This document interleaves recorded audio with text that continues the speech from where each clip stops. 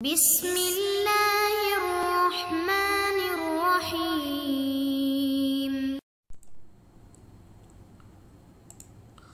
اعوذ باللہ من الشیطان الرجیم۔ بسم اللہ الرحمن الرحیم وبہ نستعین۔ ہماری گفتگو کفایت الاصول کے حصے سوم میں ہے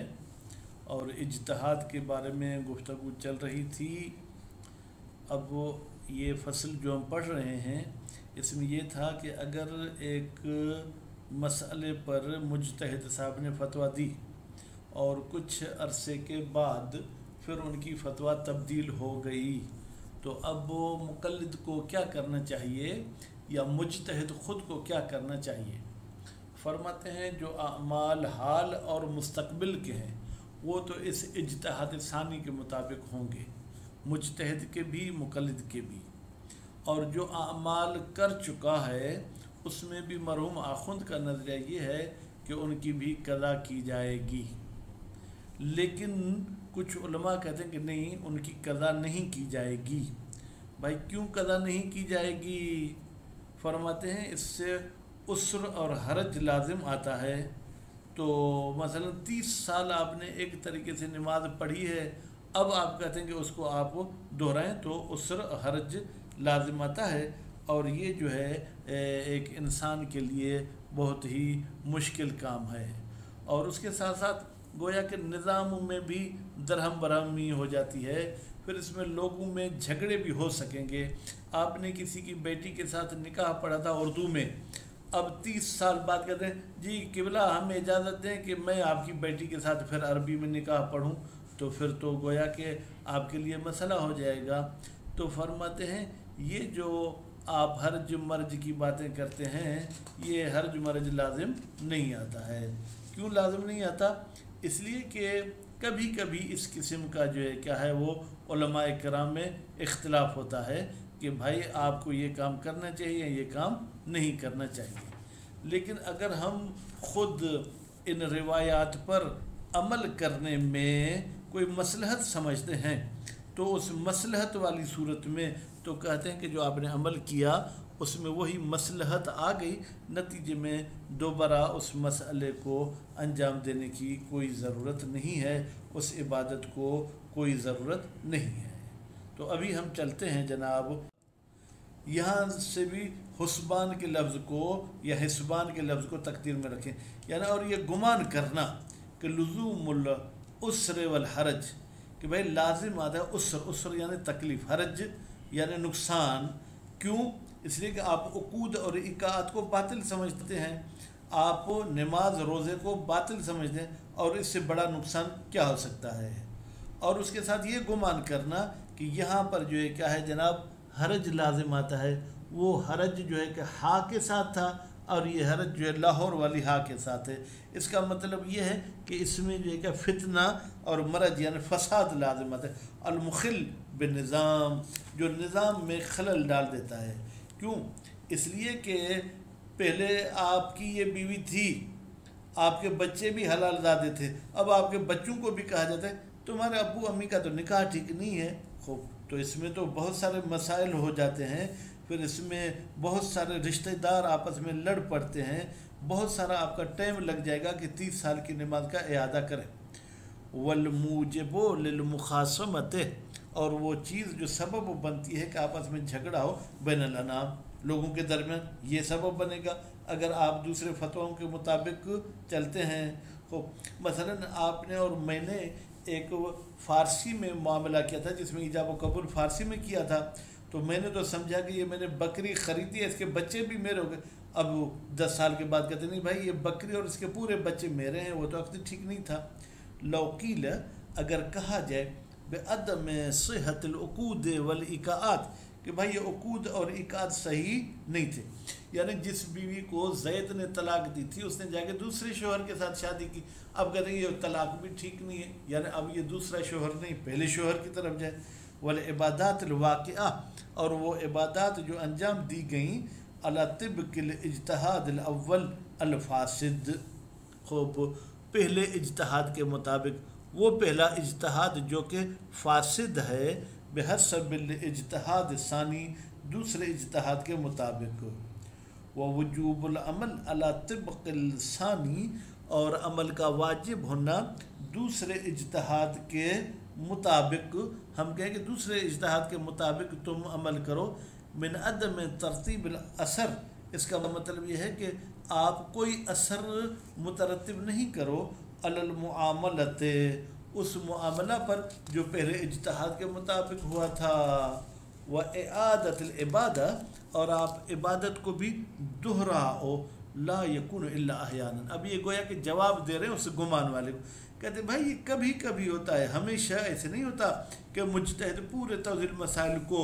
تحریر الوسیلہ کو، منہاج الصالحین کو بالکل الف سے لے کے یہ تک تبدیل کر دے۔ وَأَدِلَّةُ نَفْسِ الْعُسْرِ، اور یہ جو آپ دلیل لائے ہیں عسر والے کہ اس میں تکلیف ہوگی، لا تنفی، یہ نفی نہیں کرتے ادلہ الا خصوص ما لزم من العسر، زیادہ سے زیادہ کہہ سکتے جس میں عسر لازم آتا ہے، فعلا ابھی، یعنی کیا یہاں عسر سے بھی مراد جو کیا ہے شخصی ہے، عسر سے مراد عسر نوعی نہیں ہے۔ ما عدم اختصاص ذالک بالنقلیات، جبکہ جناب اس عسر کا کوئی اختصاص نہیں ہے نقلیات کے ساتھ، واللزوم العسر فی الاحکام کذالک، کہتے ہیں کہ بھائی احکام میں بھی عسر ایسے ہی ہوتا ہے، ایزن یعنی کیا، یعنی پھر کوئی فرق نہیں، عسر اگر آتا ہے تو نقلیات بمعنی موضوعیات دونوں میں آ جاتا ہے۔ لو قیل، اگر کہا جائے باللزوم میں ترتیب الاثر، کہ ضروری ہے کہ ہم اثر کو مترتب کریں علی طبق الاجتہاد الثانی، دوسرے اجتہاد کے مطابق، فی الاعمال السابقہ، اعمال سابقہ میں، تو پھر جو ہے مجتہد کی جیسے احکام میں تبدیل ہوتی رائے، پریشانی اگر ہوتی ہے تو موضوعات میں بھی یہ جو ہے کیا ہے تبدیلی آ سکتی ہے۔ وباب الحرج والمرج، اور یہ فتنے اور فساد والا باب، ینسد بالحکومت، اس کو آپ قضاوت کے ذریعے سے جو ہے کیا ہے ختم کر سکتے ہیں۔ یعنی اگر آپ کے نکاح میں اختلاف ہو گیا طلاق میں، تو کورٹ ہے، آپ حاکم شرع کی طرف جائیں، وفصل الخصومت، اور حاکم شرع وہ جھگڑوں کو جو ہے کیا ہے حل کر سکتا ہے۔ وبالجملہ، خلاصہ، لا یکون التفاوت، کوئی تفاوت نہیں ہے بین الاحکام میں وہ متعلقات، احکام میں اور احکام کے متعلقات میں، جیسے کہ فصول صاحب فصول نے تفاوت کہا ہے بتحمل الاجتہادین، کہ آپ کہیں کہ دو اجتہاد ہو سکتے ہیں فی الاحکام میں، وعدم التحمل، اور متعلقات میں نہیں ہو سکتے، ٹھیک ہے، اس میں جو ہے کسی قسم کی کوئی پریشانی نہیں، بینن ولا مبینن، نہ واضح طریقے سے یہ ہے کہ فرق ہے اور نہ ہی اس کو کسی نے بیان کیا ہے، نہیں، کچھ ایسے قسم کی بات نہیں ہے۔ بما یرجع الی محصل کلام ہی، وہ چیز جو رجوع کرتی ہے جناب صاحب فصول کے کلام کی طرف، زید فی علو مقام ہی، اللہ تعالیٰ ان کے درجات بلند کرے، فراجع و تأمل، اگر مزید آپ کو صاحب فصول کی بات کی تحقیق کرنی ہے تو آپ ان کی کتاب کی طرف رجوع کریں اور آپ غور و فکر کریں۔ وَأَمَّا، لیکن بناءً علی اعتبارها، اگر ہم بنا رکھتے ہیں کہ یہ امارات معتبر ہیں، من باب سببیت والموضوعیت، سببیت اور موضوعیت کے عنوان سے، یعنی کیا، یعنی خود امارہ پر عمل کرنے میں کوئی مصلحت ہے، خوب، یا ہم یوں کہیں کہ اس میں کوئی ایسا فائدہ ہے، تو ایسی صورتحال میں پھر ممکن ہے کہ احکام کو دوبارہ انجام دینے کی ضرورت نہیں ہے۔ فلا محیص، پھر کوئی چارہ نہیں ہے، ان القول، کہ ہم قائل ہو جائیں بصحت العمل، کہ عمل صحیح تھا، علی طبق الاجتہاد الاول، اجتہاد اول کے مطابق، دونوں صورتوں میں، احکام میں ہو یا موضوعات میں ہو، عبادتاً کانت او معاملتاً، چاہے وہ آپ کا عمل کوئی عبادت ہو یا چاہے وہ جو ہے کہ کوئی معاملہ ہو، عقود ہو، اکاعات ہو، یا اور امور شرعیہ ہوں، وَكَوْنُ مُؤَدَّا ہو،